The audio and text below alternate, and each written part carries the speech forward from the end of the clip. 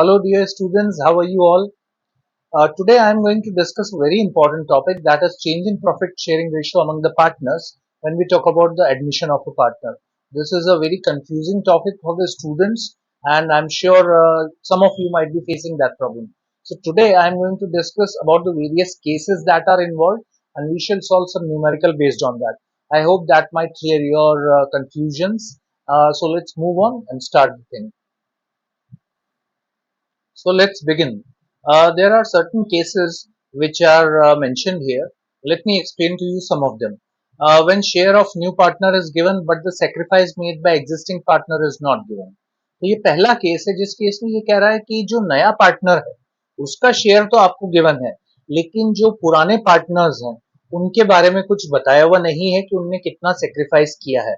तो इस केस में आपको कैसे सॉल्व करना है, पहला ये केस होगा हमारा। दूसरा केस है when the share of new partner is given and the new share of old partners is given. ये दूसरा केस है जिसमें आपको ये बताया जाएगा कि नए पार्टनर का शेयर कितना होने वाला है, साथ ही आपको ये भी बताया जाएगा कि जो पुराने पार्टनर्स हैं, जो एग्जिस्टिंग पार्टनर्स हैं, उनका नया शेयर कितना होगा। ये दूसरा केस है। तीसरा जो केस होगा that is when new partner acquires his share from old partners equally और अ पर्टिकुलर रेशियो। तो बेसिकली ये एक केस नहीं है, इसके दो केस मैंने अलग अलग बनाए हैं। इसमें क्या कहा गया है कि जो नया पार्टनर आ रहा है वो जो ओल्ड पार्टनर्स हैं उनसे या तो अपना शेयर इक्वली ले रहा है या फिर उनसे किसी फिक्स्ड रेशो में ले रहा है। तो ये आपका तीसरा और चौथा केस है। और पांचवा और आखिरी जो केस जो हम डिस्कस करेंगे वो है when existing partner retains his old share on admission of a partner। अब कभी कभी ऐसा हो सकता है कि नया पार्टनर आए तो जो पुराने पार्टनर्स है तो उनमें से कोई एक पार्टनर ऐसा हो जो अपना शेयर सेक्रीफाइस न करे, यानी कि जितना उसका पहले शेयर था उतना ही बना रहे। तो इन पांचों केसेस के ऊपर हम डिस्कस करेंगे। चलिए एक एक करके शुरू करते हैं। तो फ्रेंड्स, हमारा जो पहला केस है वो ये कहता है कि यदि कोई पार्टनर आ रहा है और उसका शेयर क्वेश्चन में गिवन है, लेकिन जो ओल्ड पार्टनर्स हैं वो कितना सेक्रीफाइस कर रहे हैं उसके बारे में कुछ भी नहीं बताया गया है, तो हमको क्या करना है। तो यहाँ पर आपको दो स्टेप्स फॉलो करनी है। पहली स्टेप क्या है, deduct the share of new partner from one. हम पूरा प्रॉफिट हमेशा वन मानते हैं, तो वन में से जो नया पार्टनर आपको शेयर दे रहे हैं उसको माइनस कर दीजिए। दूसरी स्टेप में लिखा है divide the remaining share among the old partners in their old profit sharing ratio. अब नए पार्टनर को शेयर देने के बाद जितना भी शेयर बच रहा है अब वो उस पे उन पुराने पार्टनर्स का अधिकार है, तो उस शेयर को उनके पुराने प्रॉफिट शेयरिंग रेशियो में बांट दीजिए। तो ये पहला केस है जब कुछ भी नहीं कहा है, तो आपको क्या करना है, जितना भी प्रॉफिट बचेगा वो ए और बी में उनके पुराने प्रॉफिट शेयरिंग रेशियो में बांट देना है। अब इसको एक न्यूमेरिकल की हेल्प से मैं आपको समझाता हूँ। हमारा न्यूमेरिकल है A and B are partners in a firm sharing profits and losses in the ratio of 3:2। तो हमारे जो दो पार्टनर्स है ए और बी, उसका प्रॉफिट शेयरिंग रेशियो है 3:2। C is admitted for 1/5 share in the firm. Firm में सी का एडमिशन हो रहा है और उसको 1/5 प्रॉफिट शेयर दिया जाएगा। Calculate new profit sharing ratio in the following cases. अब आपको न्यू प्रॉफिट शेयरिंग रेशियो निकालना है। When no other information is given, तो कुछ भी नहीं कहा गया है तो क्या करना है। सबसे पहले देखिए आपके तीन पार्टनर्स हैं ए, बी और सी। ये तीन पार्टनर्स हैं। इसमें से जो नया पार्टनर आ रहा है उसको 1/5 शेयर आपने दे दिया। अब अगर आपने 1/5 शेयर उसको दे दिया तो आपके पास बचा कितना है वो कैसे निकालेंगे। वन जो आपका टोटल प्रॉफिट है उसमें से नए पार्टनर का प्रॉफिट माइनस कर दीजिए। इसको आप सॉल्व करेंगे तो ये आ जाएगा 4/5। यानी नए पार्टनर को देने के बाद जो आपके पास प्रॉफिट बच रहा है वो है 4/5।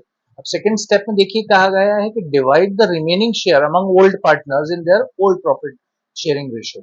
अब ये जो 1/5 शेयर बचा है इसको आपको बांट देना है ए और बी में, और आपको किस रेशो में बांटना है, उनका पुराना प्रॉफिट शेयरिंग रेशो। तो इनका पुराना प्रॉफिट शेयरिंग रेशो आपके पास गिवन है 3/2, यानी कि 3 इसका है और 2 इसका है। यानी कि 3/5 शेयर अभी तक ये ले रहा था और 2/5 ये ले रहा था।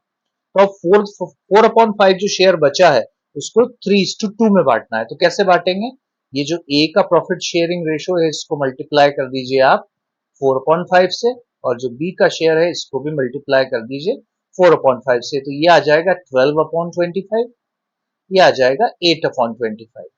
तो ये इनके नए रेशो आ गए। इसको मैं यहां लिख देता हूं। तो ए का नया रेशो है 12/25 बी का नया रेशो है 8/25 और सी का है 1/5। अब हमको अगर इनका एक्चुअली रेशो निकालना है तो हमको इनके डिनोमिनेटर इक्वल करने होते हैं। तो डिनोमिनेटर इक्वल करने के लिए मैं क्या करता हूँ, सी का ये जो शेयर है इसको मैं 5 से ही मल्टीप्लाई कर देता हूँ और डिवाइड कर देता हूँ। तो अब ये हो जाएगा 12:8 इज टू 5/25, यानी तीनों का डिनोमिनेटर 25 हो गया और ये है हमारा नया profit sharing ratio. I hope आपको समझ में आया होगा। चलिए अगले केस की तरफ बढ़ते हैं। हमारा अगला केस है when the share of new partner is given and the new share of old partners is given. दो बातें कही है, एक जो नया पार्टनर आ रहा है उसका शेयर आपके पास गिवन है, साथ ही जो पुराने पार्टनर्स थे, जो ओल्ड पार्टनर्स थे, वो नया उनका क्या प्रॉफिट शेयरिंग रेशो है वो गिवन है। अब इसको कैसे सॉल्व करना है, पहले दो स्टेप समझ लीजिए, फिर उसके बाद न्यूमेरिकल करते हैं। स्टेप्स क्या है, वही पहली वाली स्टेप है। पहली स्टेप कहती है कि deduct the share of new partner from one, यानी टोटल प्रॉफिट में से नए पार्टनर का शेयर निकाल दीजिए, तो आपके पास जो रिमेनिंग प्रॉफिट बचेगा उसका क्या करना है, उसके लिए सेकंड स्टेप है divide the remaining share among old partners in their new profit sharing ratio. तो अगर आपके पास उनका सेक्रीफाइसिंग रेशो नहीं है, पुराना कुछ भी गिवन नहीं है और new profit sharing ratio given है, तो रिमेनिंग जो भी प्रॉफिट है आपको उनके न्यू प्रॉफिट शेयरिंग रेशो में बांट देना है। अब इसका न्यूमेरिकल देखिए, आपसे सवाल किया है A and B are partners, तो ए और बी दो पार्टनर्स हैं in a firm sharing profits and losses in the ratio of 3:2। तो उनका जो रेशो है वो है 3:2। कह रहे हैं सी इज एडमिटेड फॉर 1/5 शेयर, तो सी 1/5 शेयर के लिए आ गया। अब कह रहे हैं calculate new profit sharing ratio in following case. Case क्या है, when A and B will share profits equally in the future, यानी फ्यूचर में ए और बी का रेशो क्या होगा, 1:1, यानी वो दोनों इक्वल शेयर करेंगे। तो सबसे पहले हम यहाँ पर लिख लेते हैं ए बी और सी। सी का जो शेयर है वो 1/5 है। अब पहली स्टेप में क्या करते हैं हम, पहली स्टेप में इस टोटल जो प्रॉफिट है 1, इसमें से 1/5 जो सी का शेयर है उसको माइनस कर दीजिए, तो आपके पास आ जाएगा रिमेनिंग प्रॉफिट जो कि है 4/5। अब आपको कहा है न्यू प्रॉफिट शेयरिंग रेशो में बांटना है, तो अब आप इसको क्या करेंगे, ए और बी में 4:5 को बांट देंगे। किस रेशो में बांटेंगे, इक्वली, क्योंकि उनका फ्यूचर प्रॉफिट है इक्वल, यानी कि 1/2 शेयर इसको मिलेगा, 1/2 शेयर इसको मिल जाएगा। तो 4/5 का 1/2 ये निकाल लेते हैं और 1/2 4/5 का ये निकाल लेते हैं, तो ये हो जाएगा, आई एम सॉरी, 4/10 और ये भी हो जाएगा 4/10। तो नया रेशो आ गया आपके पास 4/10 ए का, 4/10 बी का। अब सेम वही यहाँ पर सबके न्यूमरेटर 10 होना चाहिए, तो इसको 10 करने के लिए मैं क्या करूंगा, इसको 2 से मल्टीप्लाई कर दूंगा और 2 से डिवाइड कर दूंगा, तो ये हो जाएगा 4/10, ये 4/10 और ये हो जाएगा 2/10। अब ये इनका नया रेशो है, पर क्योंकि ये सिंप्लीफाई हो सकता है तो मैं इसको फर्दर सिंप्लीफाई कर देता हूं, तो अब इनका नया रेशो हो जाएगा 2:2:1। ये आपका सॉल्यूशन है। चलिए आई होप आपको समझ में आया होगा। नेक्स्ट केस की तरफ बढ़ते हैं। हमारा थर्ड केस है when new partner acquires share from old partners equally. ये इक्वली का केस है। यहाँ पर क्या कह रहा है कि जब कोई नया पार्टनर आएगा तो उसका जितना भी शेयर है वो दोनों पार्टनर से इक्वली लेगा। इक्वली लेने का मतलब क्या है, जितना भी उसका शेयर है उसका आधा वो एक पार्टनर से लेगा और बचा हुआ आधा दूसरे पार्टनर से लेगा। इसको कैसे सॉल्व करना है, तो इसके लिए जो स्टेप्स बताई हैं, पहली स्टेप कहती है deduct the sacrifice made in favour of new partner from the old share of old partner. जितना भी अपना शेयर ओल्ड पार्टनर दूसरे को दे रहा है, नए आने वाले को, उसको उसके शेयर में से माइनस कर दीजिए। सेकेंड स्टेप है share surrendered by old partner is added to calculate the share of new partner. अब न्यू पार्टनर का शेयर अगर आपके पास गिवन नहीं है तो आप क्या कर सकते हैं, पुराने पार्टनर्स ने जो उसको शेयर दिया है उसको आप ऐड कर दीजिए, तो आपको नए पार्टनर का भी शेयर मिल जाएगा। मैंने जो न्यूमेरिकल नीचे लिया है सेम वही न्यूमेरिकल है जो अभी तक हम करते आ रहे हैं। उसमें कहा है ए और बी दो पार्टनर्स हैं और उनका प्रॉफिट शेयरिंग रेशियो 3:2 है। साथ ही ये भी कहा गया है कि सी एडमिट हो रहा है 1/5 शेयर के लिए और 1/5 शेयर वो इक्वली लेगा ए और बी से। अब इसमें क्या करना है ये देखिए, हमारे तीन पार्टनर्स हैं भाई, हमारे तीन पार्टनर्स हैं ए बी और सी। सी का शेयर हमको पता है 1/5 है। अब ये सी का जो शेयर 1/5 है, इसकी क्या कहानी है? 1/5 का आधा, यानी इक्वली ए और बी देंगे, तो 1/5 का आधा होता है 1/5 को मल्टीप्लाई कर दीजिए 1/2 से, तो 1/10 शेयर देगा ए और 1/10 शेयर देगा बी। तो 1/10 शेयर अगर ये दोनों दे देंगे, तो अब क्या करना है? सेक्रीफाइस हमको मिल गया, ये कितना कर रहे हैं, तो ए का नया शेयर निकालने के लिए मैं क्या करता हूं, उसका जो पुराना शेयर था 3/5, 3:2 था, यानी 3/5, इसमें से आप माइनस कर दीजिए 1/10, और बी का जो शेयर है उसमें से भी माइनस कर दीजिए, 2.5 था, इसमें से 1/10 माइनस कर दीजिए।